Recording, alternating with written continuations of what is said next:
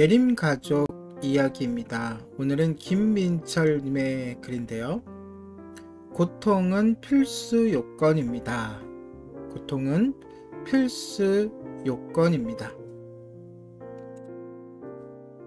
마음의 고통은 긍정적인 측면이 많습니다. 솔직히 말해서 고통은 없어서는 안 될 필수 요건입니다.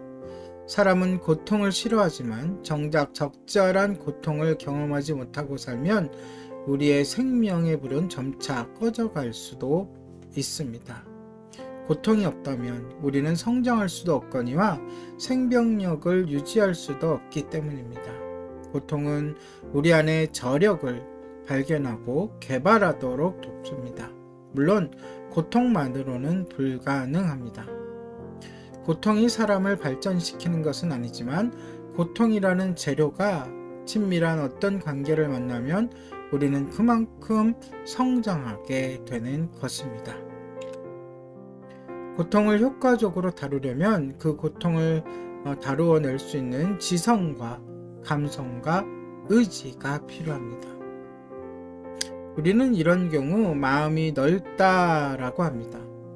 누군가에게 발을 밟힌 경우 예를 들어 보겠습니다. 발을 밟힌 것은 약간의 고통을 동반하겠지만 이렇게 생각할 수도 있습니다.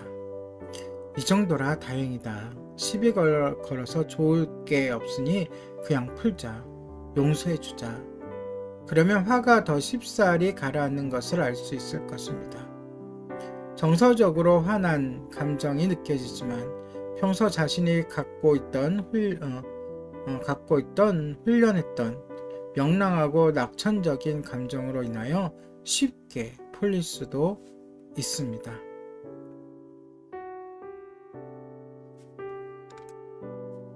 그러나 그 반대의 경우도 있습니다. 즉 마음이 좁은 경우입니다. 발을 밟힌 같은 상황에 대하여 내 발을 감히 밟아? 가만두지 않겠어 라는 생각과 언짢은 마음을 곱씹으며 과거의 유사한 고통까지 더해서 더 고통스러워지는 감정, 분노하며 소리치고 싸우는 행동을 통하여 더욱 고통스러워질 수 있습니다. 어떤 고통스러운 경험이든 그 경험을 충분히 소화해낼 수 있는 지성과 감성과 의지가 있다면 굳이 고통을 피할 이유가 없습니다. 지금까지 예로 든 간단한 고통의 경우는 우리의 마음을 넓히면 얼마든지 그 고통을 다뤄낼 수 있을 것입니다. 하지만 마음속에서 의식적으로 깨달아지기에는 너무나 큰 고통도 존재합니다. 그것은 바로 관계 단절로 인한 고통입니다.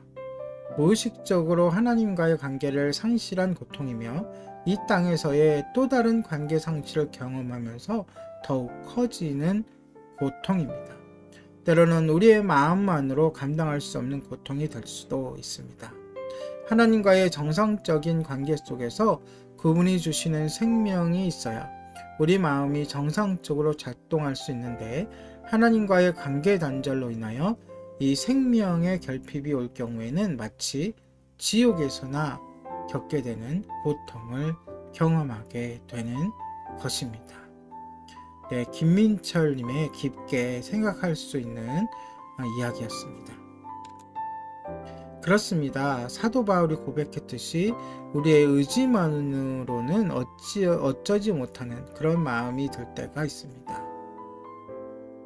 요즘에 화제가 되고 있는 살인범 이은혜는 자기 남편을 죽여놓고 보험사가 보험료를 안 준다고 방송국에까지 전화했다지 않습니까?